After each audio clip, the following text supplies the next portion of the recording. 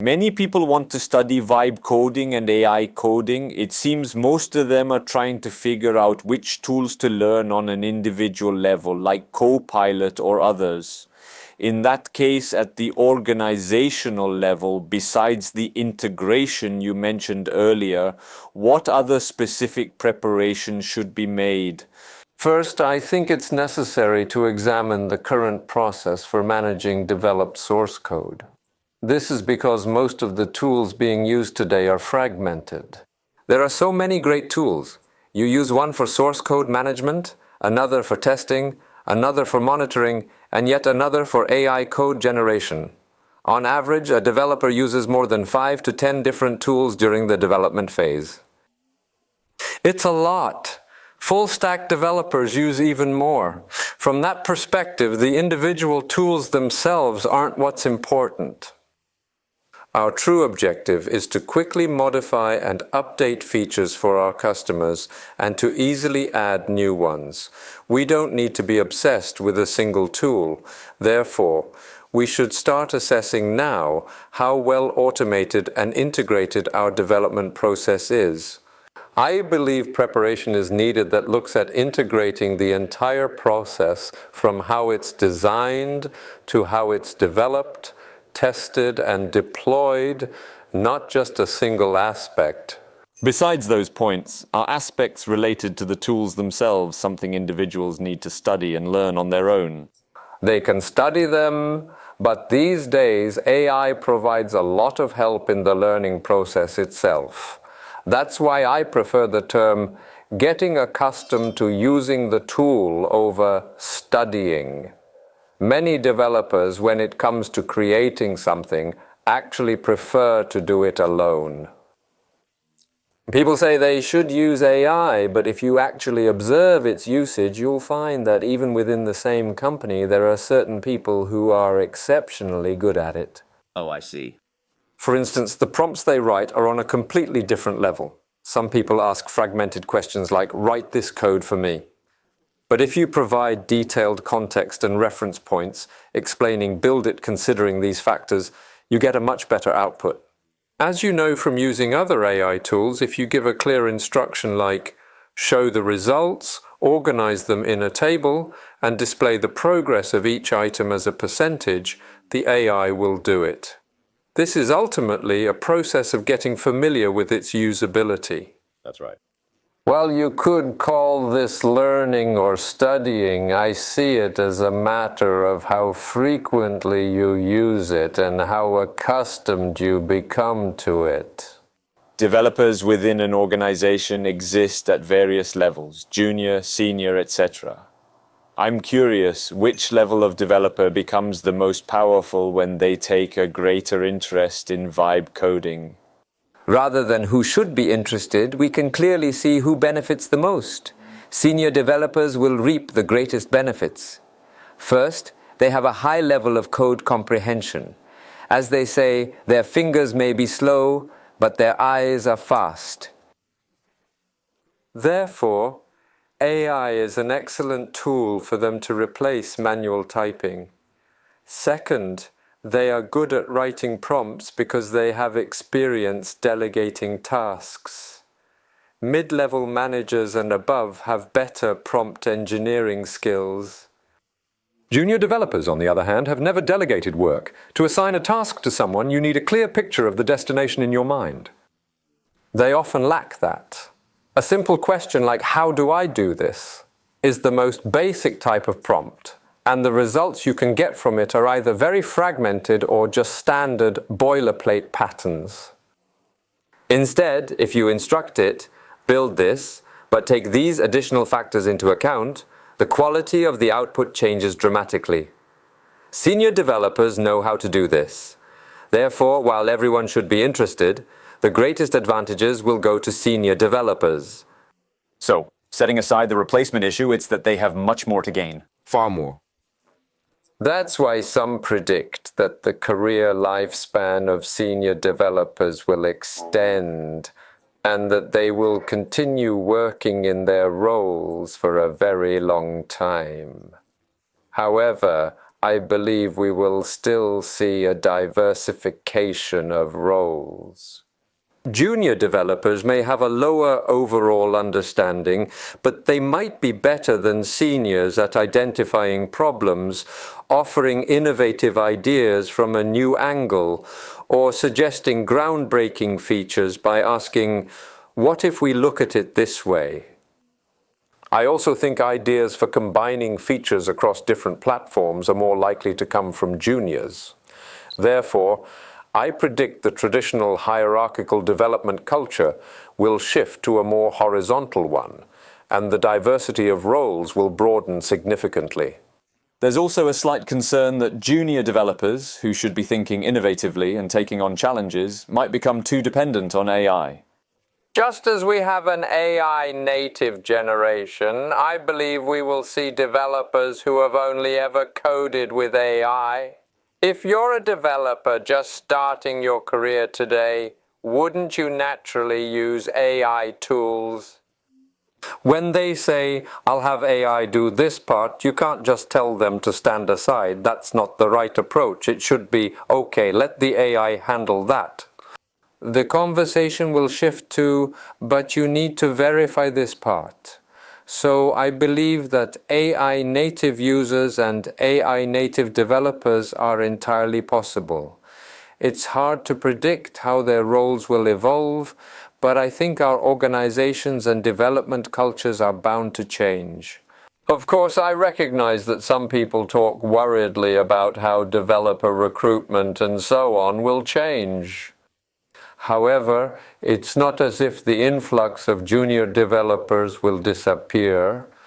There might be a temporary shock, but that could be not just because of AI, but because organizations fail to see the bigger picture.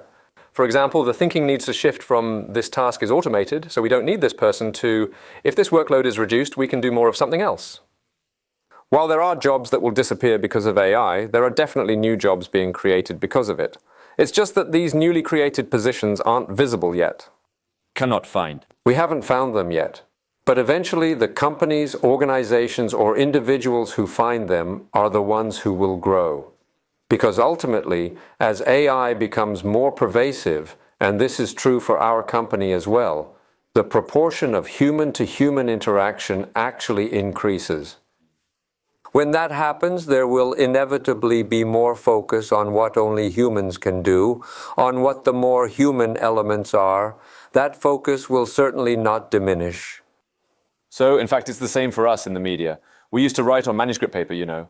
Then, as the age of word processors arrived, the most direct result was a massive increase in the quantity of articles. And just as you said, as distribution became easier, it also led to a significant rise in people running their own one-person media operations. Digital content consumption has increased, as we were just saying. So the way I see it, and this is something we've been discussing for a long time, is that we currently have a shortage of applications. There are still so many tasks that require significant human intervention or are done manually. But instead of that, I believe you could now argue that what we might need are more agents. And someone has to create and define those agents. Whether through vibe coding or manual coding, we need more agents and more apps.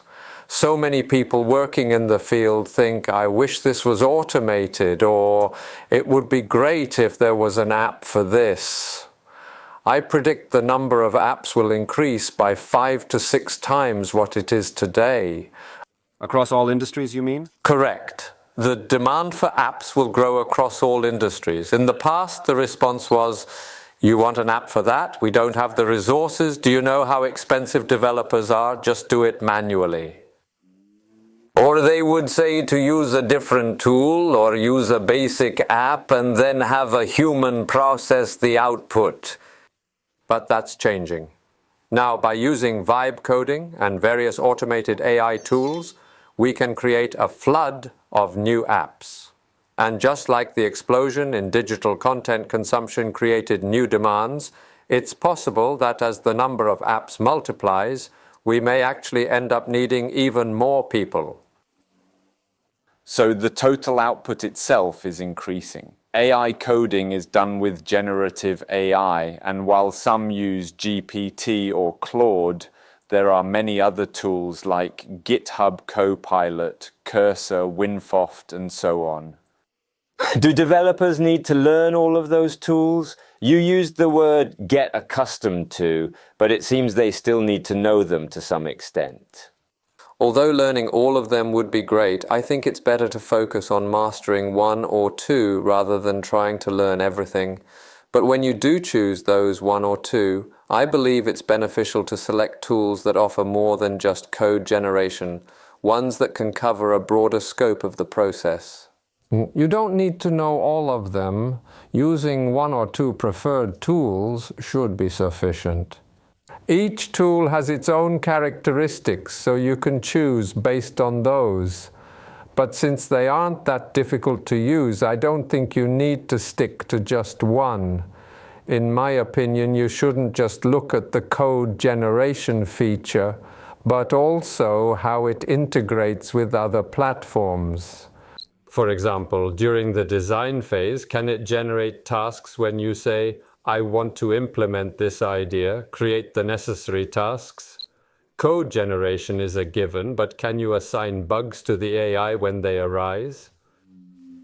You need to distinguish whether it's a tool that allows for this kind of platform-centric approach, or if it's just for simple code generation. Thinking about the future, choosing a tool that offers multiple functions at once, rather than just code generation, will be more advantageous for both companies and individuals. As you said, apps and tools that are exceptionally good at code generation have been heavily marketed as vibe coding tools. So while that kind of tool might be very helpful for a non-developer like me who is just implementing a toy project or a simple app, it's different for professionals. For those working in an organization, they need to see the entire picture, as you said, from design all the way to deployment. I can see now how they would need to adopt a different perspective in their work, rather than focusing on highly fragmented tools. Exactly. Right now, a tool that generates code perfectly suited to your taste might seem great, but if you have to use another tool for deployment, you're just increasing the number of tools. If you add a new, non-integrated tool at each step, it actually becomes more inconvenient. You could end up being held back by the very tools you adopted for convenience. To avoid that, you need to consider whether the tool allows for a holistic, platform-centric approach. It's like cooking. If you need a pot and you buy a dedicated pasta pot just because you like pasta, you can't use it for anything else. It's difficult if you think, I'm going to do everything with this one thing. It's better to consider something that is general purpose and can do many things. If you can only buy one, that's the right choice. But if you think, I have lots of money, time and space, then you can buy a dozen. But that costs more and you have more things to wash and maintain. When that happens, it strays a bit from what AI coding is pursuing. Someone can come out and say, this is the best. But that could just be their personal opinion or for marketing purposes. You have to consider if it's really right for you, if it's versatile, or if it's something you need today but might not need tomorrow. The reason why so many IT projects and development processes have become fragmented over the years is not for lack of good tools, but because they always chose the best in class for each specific need. This is the best database, but later you find it can't be upgraded or scaled. Then you have to buy something else. Oh, this web server is better, so you buy that too. When you get trapped in the mindset of buying the best individual tool at the time, despite the existence of an integrated platform, fragmentation occurs. You end up with a patchwork system. I understand what you mean. Each part is a luxury brand, but when you put them together, it looks strange. On top of that, when you try to upgrade, you have to do each piece separately, making the whole thing look even weirder. That has been the downside of fragmentation that we've experienced in the development and IT environment for the last 30 years. The current reality is that this legacy prevents upgrades and creates problems for AI adoption. We shouldn't repeat the same approach when adopting AI. A specific vibe coding tool might be good, but So, we need to look beyond that single aspect. Since roles are expanding, we must choose tools that will be helpful for management and the overall process in the long run. Regarding the tools you mentioned, I think it's nonsensical to stick to just one, but it's also impossible to use them all. Just because a tool is good at one thing doesn't mean it's good at everything else. A tool might be great at code generation, but repository management or issue tracking are separate problems. Will you then introduce another tool for that? That's partly a matter of individual choice, but for an organization that wants to encourage the adoption of AI coding, the choice of which tool to standardize on is a matter for serious consideration. There's also the security issue. Security issues, various management factors, cost, it's very complex. Making a choice based on too narrow a perspective can actually increase risk. I've heard that hiring is usually based on a developer who knows X language. In the future, it seems hiring could also depend on which tools you use. That's right. An organization might have a preference for certain tools and could specifically hire people who are proficient with them. So a developer's competency could eventually be defined by the tools they use. That could be the case. It could become one component of their skill set. One last question. With so many vibe coding tools, what will be the key point of competition? Based on our conversation, scalability seems to be a key factor, and the performance gap between tools will likely narrow. Are there any other key differentiators? I believe the convenience and the interface of development itself could change. I mean, right now we use chat, but real-time functions already exist, don't they? If you look at voice chat, for example, Simple Quanda already supports real-time voice. We're interacting as if we're having a conversation, right? And I believe coding will soon be done that way too. When that happens, the ultimate advantage is that you'll be able to write very intuitive programs. It will also take a different form than what we're used to. Ultimately, I believe all of these forms will become agentified. I think it could become a process where you code via an agent, but the output of that coding in turn creates another agent. In that case, I foresee the number of agents increasing. And as I mentioned briefly before, I also see the number of apps growing significantly. Then the number of apps created by a single person will increase exponentially, and the consumers who use them will, in turn, be able to increase their efficiency in various tasks and work. In a way, this creates a virtuous cycle. Right now, we're all very excited about services where AI answers simple questions or generates images. But the point is, many more AIs are about to pour out, driven by these kinds of tools. Then, once there is an enormous number of apps and agents, they won't just be used for getting answers or images. A truly diverse range of things will start to happen. And AIs will create other agents. Ultimately, no matter what you call vibe coding or who its target is, its ultimate purpose is incredibly diverse. We will start creating apps for things we never thought would be apps. If you view it as this proliferation of rich and diverse applications, then the choice of what to focus on becomes clear. Vibe coding isn't just a hype or an interface change. The real question to ask is, am I creating enough apps with the help of AI? If you can make 10 times more apps a day without AI's help, then you don't need it. But if that's realistically impossible, then you should leverage AI to provide many apps to users, and that process should be enjoyable. Yes, I believe that is what vibe coding or vibe development truly is. In that sense, it's about continuing a really good vibe. To be honest, my first encounter with vibe coding was through the narrative that non-developers can build apps and make money. It's often sold that way.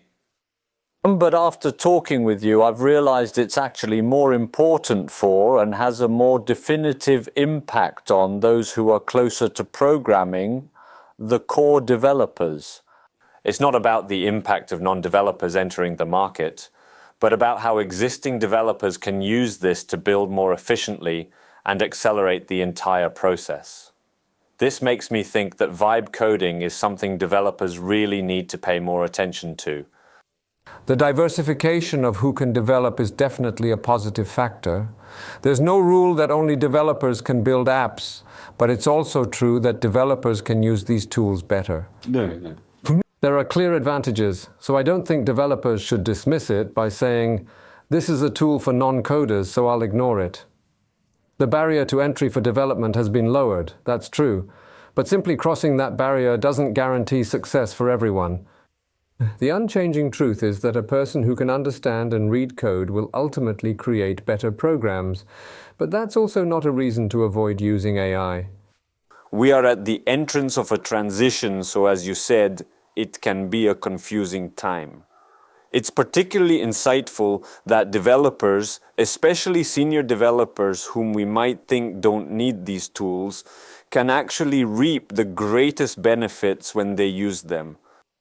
Just as we talked about what happened a year ago, I think by next year it's highly likely that the entire process, whether you're a developer or in operations, of directing tasks like prep a couple of servers, write a simple test code for a feature and deploy it, will happen through voice commands.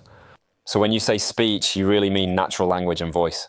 Yes, functions that allow communication in the most human-friendly forms, natural language, voice, will become commonplace.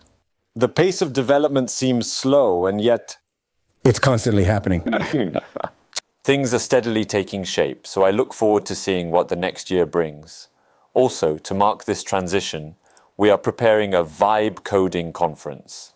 We will be inviting great speakers to introduce the new competencies developers can build, so we ask for your interest.